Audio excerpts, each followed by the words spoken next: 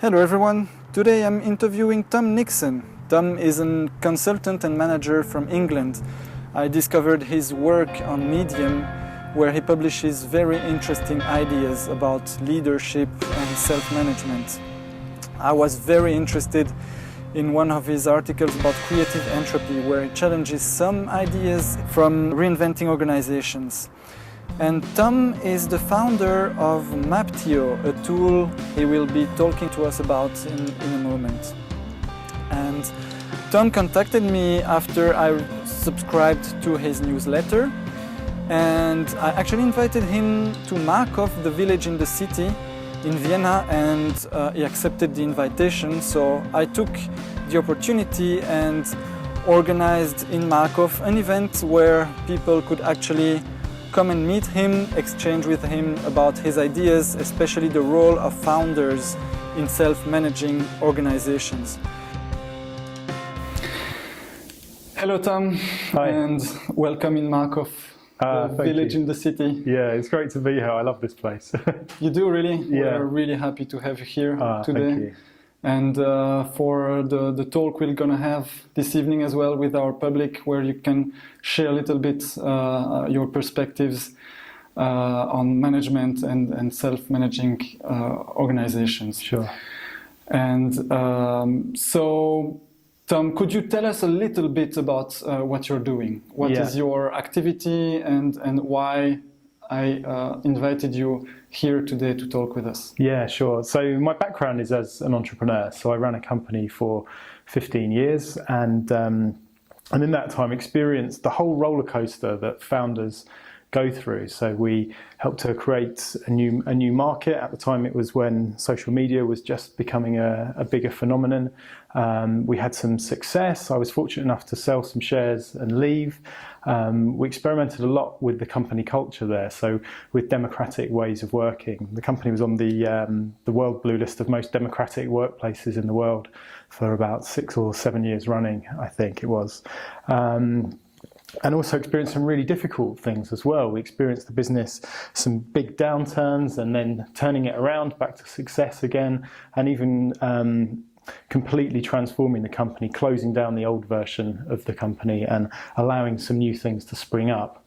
And so it was really through that journey as a founder I got really interested in the journey that founders go on, why it is that ideas sometimes happen and why sometimes things get stuck or encounter difficulties, and how it is that you can put together initiatives and companies and organizations that aren't based on traditional ideas about management hierarchies and traditional management processes, but things that are a little bit more human, a bit more dynamic. So I became very interested in that. My latest company is called Maptio, Maptio. And that's a tool for anybody who's trying to create a more progressive organization that's not based on traditional management. It helps you to visualize how the big vision breaks down into the smaller ideas that contribute to the vision, helps you keep track of who's responsible for what, and just makes it a lot easier to keep things clear and accountable and responsible and have everything working towards realizing one vision. So I'm working on that, and then working with clients to help them with their particular initiatives, to help them to find ways of working that allow them to realize their vision. So you were yourself a founder and a manager, and one day you just thought, oh my God, I have learned interesting stuff here. I can see I've been through some difficulties and I'd like to help actually other founders in their challenges. Yeah, that's right. So it's partly my background is research. So I've been involved in a project led by a guy called Peter Koenig, based in Zurich, which has involved hundreds of entrepreneurs and founders, looking at some of these dynamics and reasons why things either seem to flow or not flow. In particular, the role of founders and a person who's got the very important job of holding the vision or holding the space for the vision to emerge. So it's partly research and then just partly based on my own experience as well, because I know what it feels like to experience the highs and the lows within a company. It's not some abstract academic thing to me. I've kind of been there. So I enjoy bringing all of that together and helping people as best I can. And if I understand you correctly, actually Maptio is a tool that is mapping what is called initiative mapping. Yeah. And how did you come to use initiative mapping actually? Did you just stumble upon it and then said, okay, that's it, I want to use this method because I think this is the most relevant to support the founders? Yeah, sure. Well, where it came from is that when you were trying to run a business without traditional management hierarchy and layers of bosses who tell everybody what to do, the structure can be a little bit more fluid and flexible, and often it's less clear to understand what exactly is going on. And it was actually my colleague, Charles Davies, who invented the process of initiative mapping. And he did it, the first time I ever saw it, it was in my previous company. And what he did is he went around and spoke to everybody in the company and said, what are you working on? What are you responsible for here? And how does that thing contribute to any of the bigger things going on in the company? And how does that contribute to the overall vision or purpose of the company? And he drew it out on a whiteboard, and it was just a very simple diagram with a big circle representing the overall vision of the company, with my name next to that as the founder who was overall responsible, and then some smaller circles within it that represented some of the bigger things going on in the company, and smaller circles within those, and next to everything was a person's name. And so in a way it was like an organisation chart, but it had some key differences to an organisation chart. So it was never designed by anybody. It was just noticing what seemed to be happening, what had naturally emerged from the time that the company first started through to the present day, where people were working on all kinds of different initiatives inside. And it also noticed who was the natural authority over each part of the vision. So it wasn't about allocating roles, so saying, okay, we think this person should be responsible for that and this person responsible for something else. It was to say, well, from whose energy did each bit come from? And noticing those natural authors wherever they might be in the company and acknowledging them for the things that they've started and for the ideas that they're trying to realise. So in that regard, that's why it really is a map rather than a design. The same way a map of a city isn't about town planning, it's just saying, well, what's here? What are the streets and what are the buildings and what's going on in this city? And you use that to create a map. So I found it incredibly helpful and useful. And then following the journey with that company, I've since been using that process with other clients that I work with. And then the natural next step was to create an online tool, because I was forever drawing these things on whiteboards and on flip chart paper. And the need to be able to share it easily, to be able to edit and update it easily, naturally came about. So so that became the tool that's called Maptio now. Mm-hmm.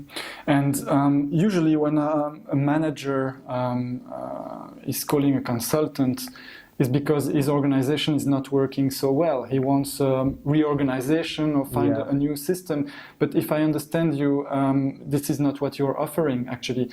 So how can a map of an organization actually support improving the way people work together? Yeah, well, some really nice things can happen when you create a really clear map of the initiative.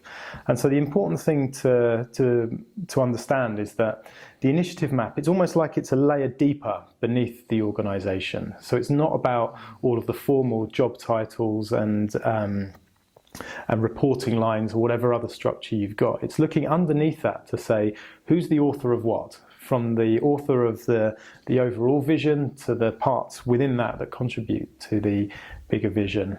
And what seems to happen, and we've seen this in companies that have used the initiative mapping process, is just by acknowledging somebody who's trying to do something and having their name next to it starts to change people's behaviour. So if you know that your name's on the map as being responsible for something, you're much more likely to actually take responsibility for it. And so we notice just through the mapping process that can already influence behaviour, rather than trying to impose things on people to try and make them be more responsible or accountable. It's trying to work with the natural energy people have got for things. Mm-hmm.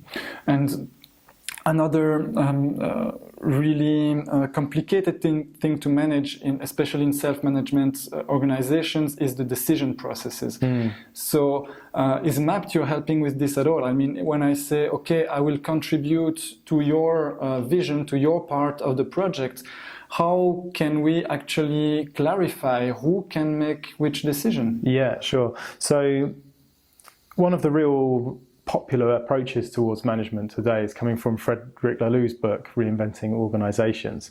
And in that book, Frederic talks about a really simple but powerful way of allowing people to make decisions when you're not relying on bosses giving instructions or giving people permission to do things. And that process is based on advice, to say that people have the power to make decisions, big and small, but the rule is that to make a decision, you have to seek advice appropriately. And so for a small decision, you might not need to ask anybody's advice, or you might ask one colleague. And for really large decisions, you might consult really widely to call upon people with relevant knowledge and expertise, and also people who will be affected by your decision. The potential problem with that decision-making process is that by you being really autonomous and making decisions, you might, by accident, get in the way of somebody else who's also trying to be autonomous and make something happen in the company. So if, for example, you're painting a wall black and somebody comes along on a day when you're not around and says, hey, I think this wall should be blue, then that might cause a problem if you guys haven't been able to connect and for the advice to have been asked appropriately. So what's really helpful is to bring in an initiative map into the decision-making process, because the initiative map shows you how the big vision breaks down into the smaller parts that contribute to it and who's holding the vision for which part of it. When you're going about making decisions, you can keep this awareness of whereabouts on the map that you're working. And so if I know that I'm stepping into an initiative that Gilles is taking responsibility for, which might be about the colour of the walls, for example, I'll make sure that if I'm making a decision there, I'll try and find out, what's your brief? What are you trying to do? What's your vision for the walls? And if I'm connected to that, then I know I can go ahead and paint it and everything's going to run smoothly. So it's just an extra way of making sure that everyone can stay really autonomous, but also not get in the way of somebody else who's being autonomous as well. But I'm feeling some kind of contradiction in what you're saying, in the way that usually we picture self-management as a very flat organization, where there's no hierarchy and where everyone has the same rights as the other, or the same power of decision, or share the vision of the whole project together. But from what I'm picturing, you're describing also the very important role of the leader, and the fact that some people in the organization help someone else that puts people in a different kind of level. So actually the initiative mapping is actually mapping some kind of hierarchy. So how can you actually solve this paradox? Yeah, it's a really good question, and it's really important to talk about hierarchy, because today, particularly when we talk about more progressive organizations, the word hierarchy has a really bad reputation, right? People say we don't need hierarchy, hierarchy is bad. And people say that with good reason, because they've seen hierarchies really been abused, usually through very dysfunctional management hierarchies and layers of bosses. It can become dehumanizing, they can become slow and bureaucratic and experience all kinds of problems. But what that leads people towards is saying, I don't like hierarchy, hierarchy is bad, let's get rid of hierarchies. But actually, hierarchies are just a very naturally occurring pattern in nature. So if you look at a tree growing in a forest, it's a hierarchy. There's a trunk, and then there are branches, and then there are twigs, and there are leaves. And likewise, in any creative initiative, when you're trying to realize an idea, there's an overall idea, and then there are smaller ideas that contribute to the bigger idea. And so the hierarchy is a very naturally occurring structure. So there's nothing to be afraid of or worried about. And I think people need to learn to fall in love with hierarchies again, because there is nothing wrong with them.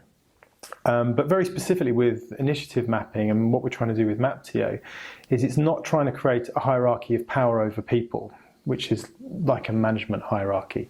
Instead, the hierarchy is a creative hierarchy of an overall idea breaking down into smaller ideas. But there is still a person at each step of the hierarchy, the person who's holding that part of the vision. And it does start from the outer edge. So there is somebody who is holding the vision for the whole.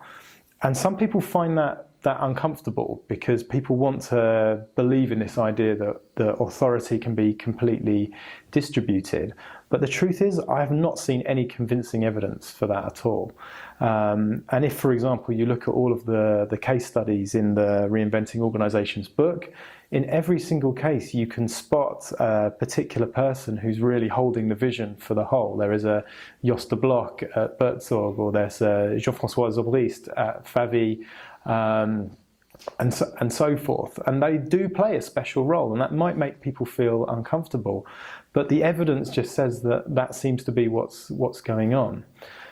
Now, that doesn't mean that those people are like the old-fashioned command and control dictators. If you've ever met Jos de Blok, you'll know that he's a very different breed of CEO, and actually he exerts little to no formal authority on anything.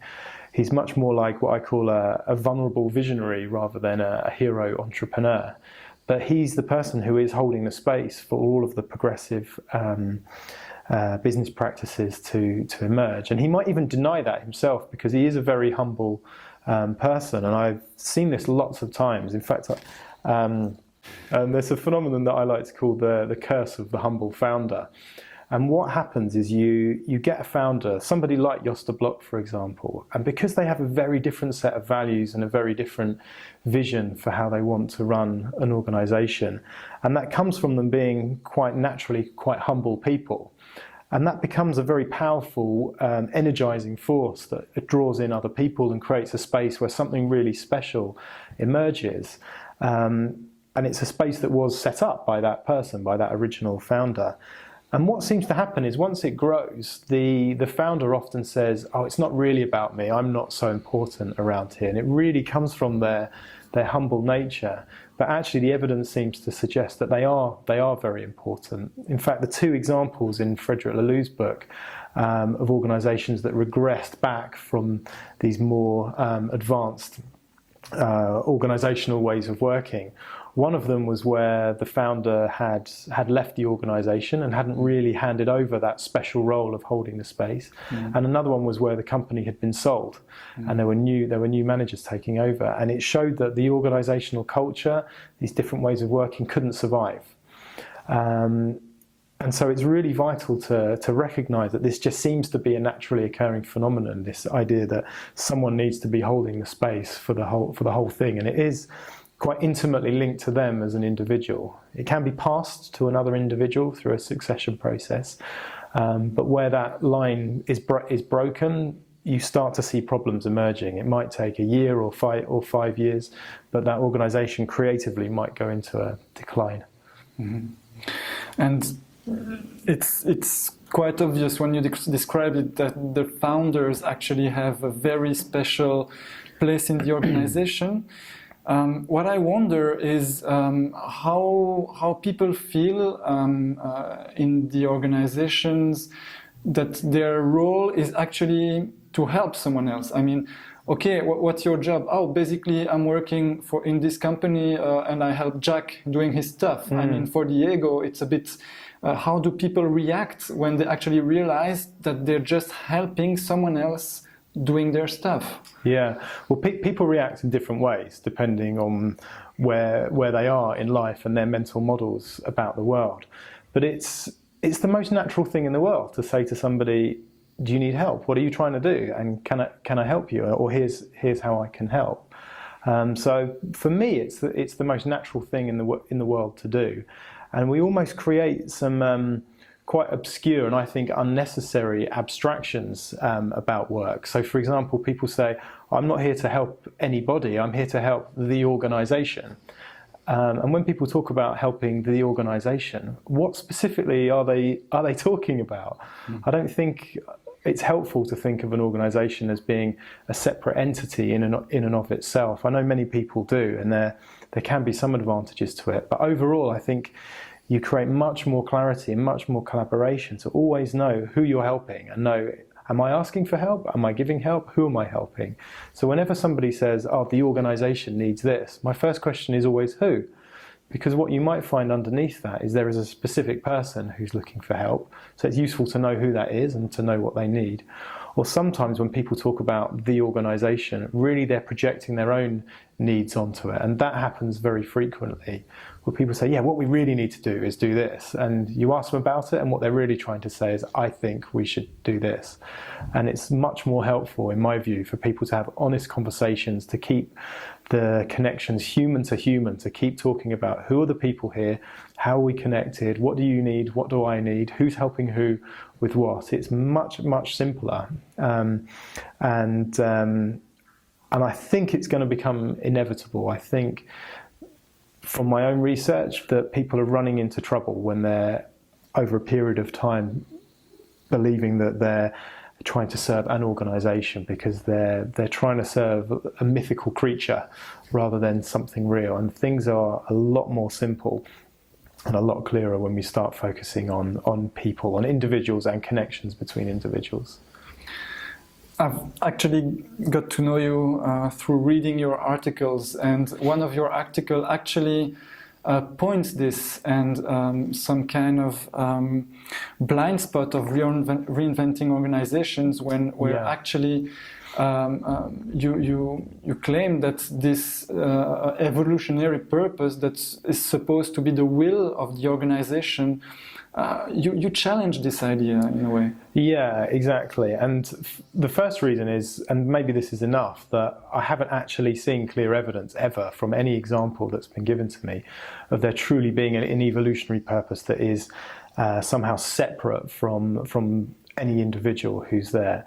You can always, if you look carefully, you can always find the person whose vision it really is. So firstly, I just haven't actually seen any evidence for it. And the second reason is that it seems to ignore this natural authority that people have over their initiatives, and that's nothing to be afraid of. And so I think things become a lot more straightforward if we just acknowledge and work with what's there. So if you walk into a new organisation, it can be really helpful to not just look at the state as it is today and say, who are the people here and what's everybody doing, but to look back in time as well. It adds an extra dimension to the inquiry to say, where did this thing actually come from in the first place? Who started it? Who provided the impulse? And when you start exploring things in that way, it often gives you big clues as to why things are either working or not working today. I've worked with all kinds of organisations where this thread has been lost, where, for example, a founder has left, but they've not really handed over it's like handing over the flame for the initiative. It's not happened. Because you observe that the founders usually have a special ability to actually channel this evolutionary purpose better than anyone usually in the organization. Yeah, that's right. And Peter Koenig, who started this research, and he calls this special role the role of source. So there is a source person who's the one who's really channeling the vision. And the metaphor that he uses, and remember, we're only talking about, this is a lens to understand things. I'm not making a bold claim about this is precisely how reality works and any other models are invalid. It's just a lens, but one that does seem to hold true and be very useful. But the metaphor Peter uses is, it's a bit like there's an information channel that's flowing towards the original founder or a successor of the founder. And it's down that information channel that the information about what's the next step for the initiative as a whole, where does it need to go next, where that information is coming, about what's in scope and what's out of scope. And from what we've seen is it's a very individual thing. So it's like you're on the end of a phone line, but it's not a conference call. It's not everybody on the end of that phone line. In reality, where that information comes from, it comes through listening inwardly to yourself, asking yourself, why am I doing this thing? Why did I start it? What's the need that I have that I'm expressing by trying to realize this idea in the world? It comes from colleagues, of course. It comes from what you're reading. It comes from what you're sensing and responding to in the world. And to give you a quick example of how this can work in practice, what you see in many progressive organisations today when they realise that they need to clarify their vision is they will use powerful group processes like Theory U of Art of Hosting that can really tap into the collective intelligence of the people there to get the vision clear. And those processes are really powerful. But there is also the really important role of the person who asks the question or takes the initiative to convene that process. And so in Art of Hosting, for example, I think they call that role the caller. So the person who asks the calling question that gathers people together. And that person is effectively the source of that initiative. And where these processes work best, in my experience, is where you have the source person who says, I'm responsible for making sure the vision's clear, but I know I don't have all of the answers, and I know there are many other ideas out there, and I need help with that. And so I'm going to use the power of collective intelligence and some of these group processes to get the vision clear. And from that energy, the group process happens. But really, instead of it being about this is just a collective vision that's emerging, it's helping a particular individual to get clear. So when you do it in that way, the process is much more powerful and it ends up much more accountable as well. Where Peter Koenig started with his research back in the 1980s, he was running workshops for organisations, helping them to come up with a shared vision.